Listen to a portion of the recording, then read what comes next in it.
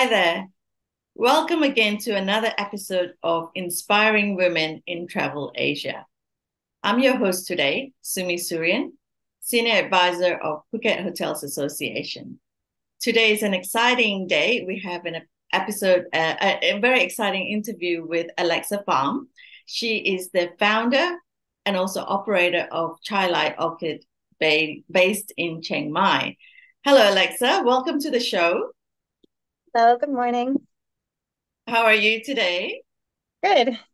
Good, good. Very exciting. I read a little bit about your profile before the interview, and I'm really excited to hear your journey and what you do to empower women and the work that you do as well. So it looks like you've got multiple things going at the same time. You've got a family and a great uh, foundation that you run as well, so which we'll go into a little bit later. So give us a little bit of your background, and also I'd like to hear about your eco resort or eco lodge, Chai Lai Orchid in Chiang Mai. As mentioned, I've only been to Chiang Mai once, and I do look forward to going again. So tell me a little bit about yourself and also the resort that you run in Chiang Mai. Well, my name is Alexa, and I'm an American. I moved here from New York, and I'm currently running an eco lodge in the jungle in Chiang Mai, Thailand. It's an eco lodge, a social business, and an elephant rescue. So the first time I came to Thailand, I fell in love with Chiang Mai. I fell in love with elephants, and I thought I want to stay here. Wow. And how long you been in Thailand now? I've been in Thailand for almost 10 years. Wow, fantastic. And you've achieved so much in the 10 years period. It's a Sorry. work in progress. Wow. Sorry, I keep interrupting you. So please continue.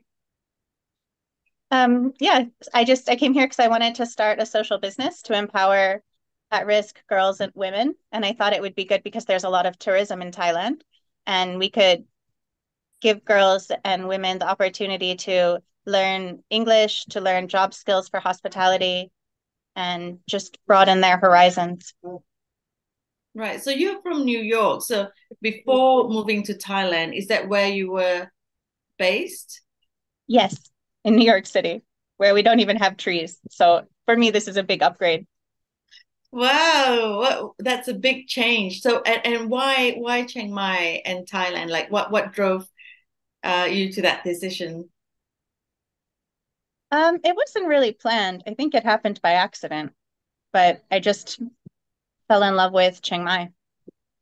Wow, like that was similar to my case as well with Phuket. It's more about, we came on holidays and fell in love with it and made it our home. So I can totally see, especially coming from a hustle and bustle big city like New York. Chiang Mai must definitely is a fresh of breath air. We're in Mae Wang district, so there's a lot of jungle. There's about seven waterfalls within walking distance. It's really beautiful. I fell in love with the natural beauty, with the elephants, with the people. Wow, fantastic. So upon arriving to Chiang Mai, and so how did you come about rescuing elephants and starting a eco lodge at the same time, or which came first? I had the idea to start an eco lodge first, and actually a taxi driver brought me to an abandoned property that had like seven bamboo huts with grass roof, and it was comparable to an apartment in New York City rent. So I thought, okay, I can try this. I didn't know what I was doing. Luckily, I probably wouldn't have tried if I knew how difficult it would be. I had no experience in hospitality other than working as a maid when I was a teenager. So Wow, I just, what a big learning curve. I think, running any business is never easy, especially in a foreign country. And you've come this far as well and doing multiple things. So yeah, I admire you for coming this way, long way. And what are um, the challenges that you've come across in building that organization or company? uh, The elephants were a big challenge. I didn't intend to work with elephants when we first came here, but then we were living next to an elephant camp and we saw like the treatment and how elephants can be used to maximize profit. And we thought we want to do something to help elephants too, because so many people come to Thailand to see elephants. So in a way, everyone working in tourism is also benefiting from this, right? Right. So let's try to make it better for everyone, also for the elephants. So is it So so there's a sanctuary for these elephants, and are they based in the in Chai Lai Orchid? yes, Uh, they're owned by different Karen families, but that way they don't have to rent them out anymore to camps where they were doing like the riding with the saddle. So now they can just relax. And at first the owners were skeptical. They said like, "Oh, the tourists won't pay to come and see the elephants do nothing."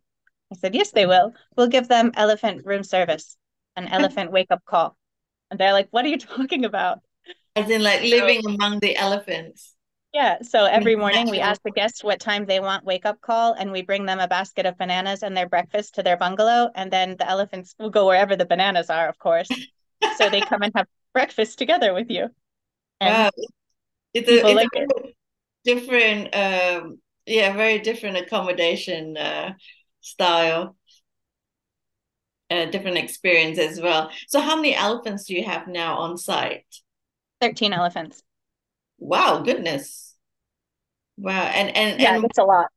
yeah, it is. And how do you maintain like upkeep the elephants? I mean, 13 elephants are a lot. So is there like a foundation or is there fundraising that you do, or does some of the profits from the accommodation goes into supporting the elephants? Yeah, we pay for all of their care, and each one has their own caretaker, and they eat about 250 kilos of food a day.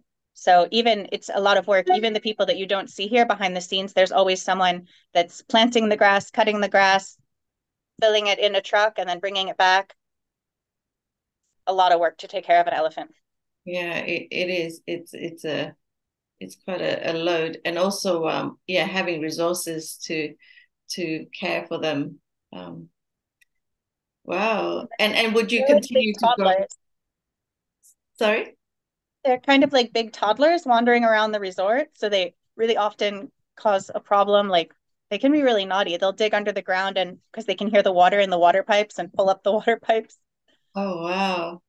They'll steal people's food. And they just roam around freely Yeah. around. Each one has their caretaker. So someone that they'll listen to 90% of the time. Wow, very interesting. Definitely must visit you when in Chiang Mai. And tell me a little bit more about, okay, so you care for the elephants and you care for the environment as well. So I know that Chai Lai Orchid is also an eco resort or lodge. So tell me a little bit about why is it eco-friendly? What makes it eco-friendly? You mentioned about bamboo huts and natural surroundings. So what makes it eco-friendly? We're located in a Karen village. So we wanted to make sure everything was made from local sustainable materials and that the local people knew how to work with them so that we wouldn't have to hire anyone from outside. So the huts are basically the same house, style house what Karen people traditionally live in, which is a bamboo house raised off the ground and then a thatch roof. So you care for the environment, you care for the animals, preservation, and uh, and I also know you've started this foundation called Daughters Rising. And tell me a bit about that because I find that highly inspiring and also empowering to women in general, not just younger women, up and coming women. So tell me a little bit about Daughters Rising. How did it come about, and how long have you had this foundation for, and what purpose does it serve or value? My friend Hannah and I started Daughters Rising when I was still in New York. And at that time, we were mostly supporting charities in Nepal and Cambodia. But now, since I'm here, we focus on women in Thailand, in northern Thailand.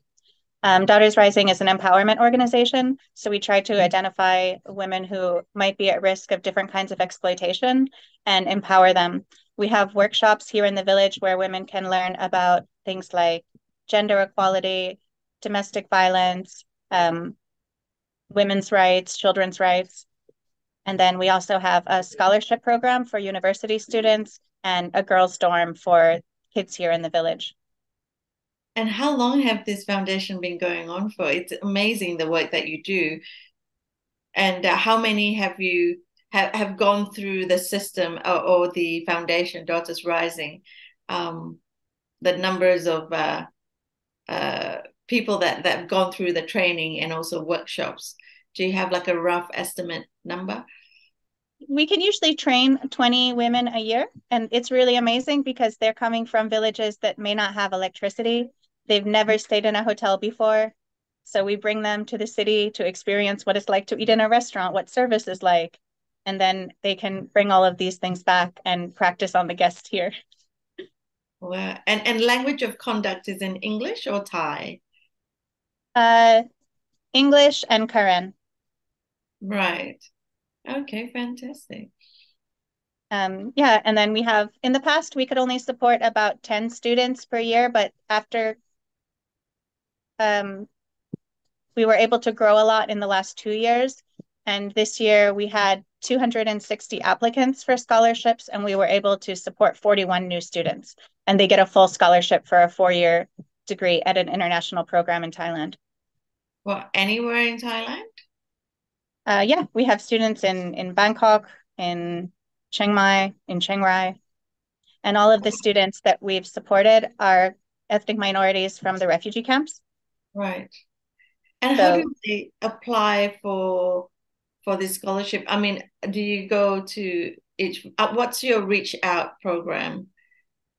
they apply through our website. We have like basic questions that will ask about their academic performance and their goals, but also to see if they have risk factors for exploitation. So, for example, if someone has had statelessness and homelessness in their past, then we will give them, there's a rubric and they would get more points. So we're not just awarding it on academic performance alone. It also takes into account the challenges they've already had to overcome.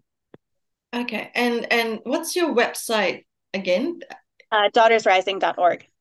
Okay, fantastic.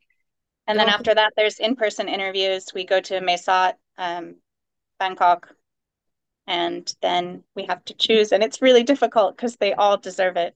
I think I everyone know. should have the right to education.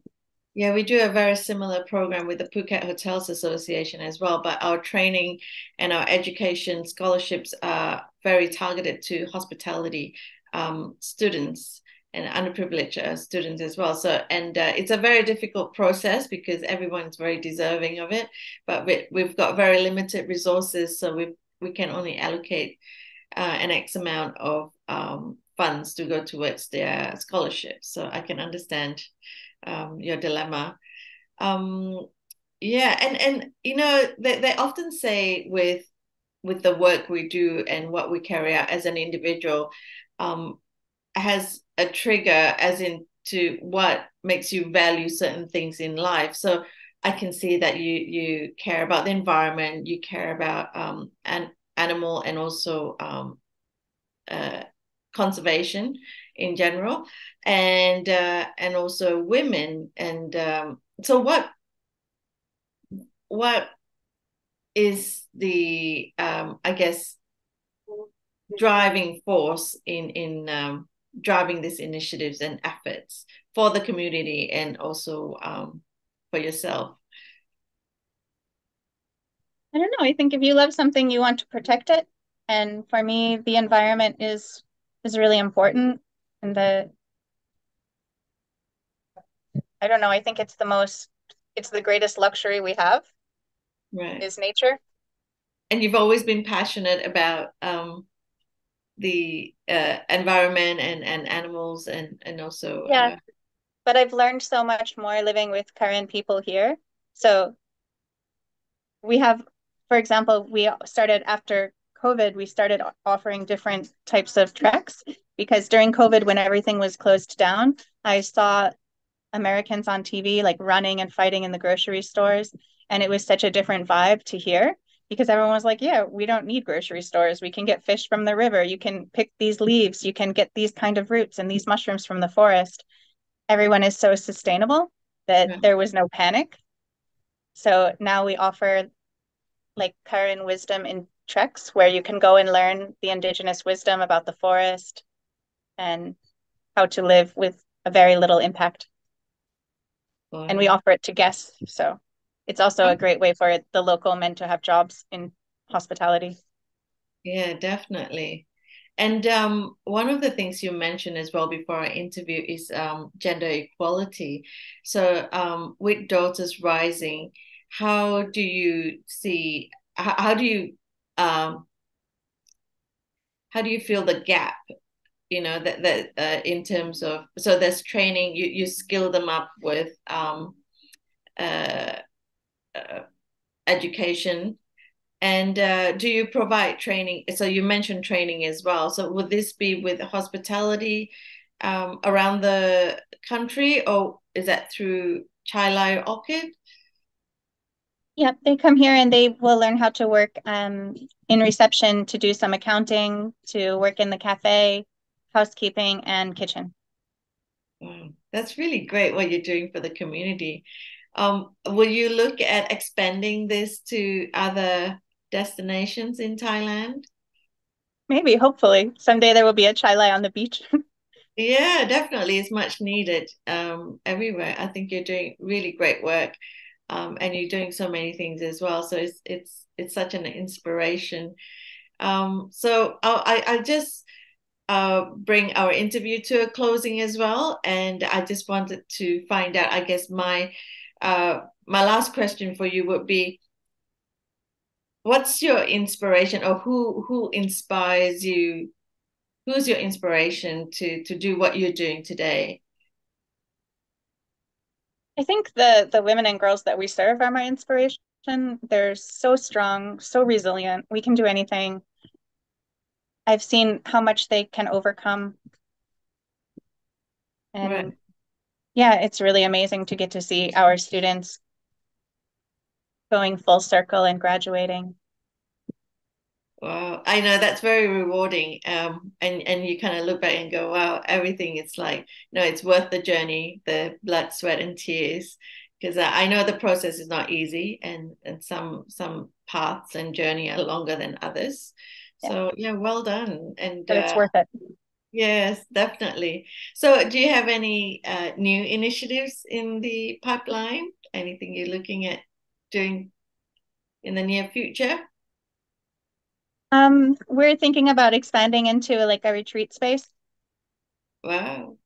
Good. Well, good luck with that, and hope, wishing you a great success ahead. And thank you again for sharing your experience and all the initiatives that you're imparting to the community and women in general. So thank you. Thank you for Thank your you so time much. today. Thank you, and keep in touch. And we'll see you when we go to Chiang Mai. Yes, thanks again.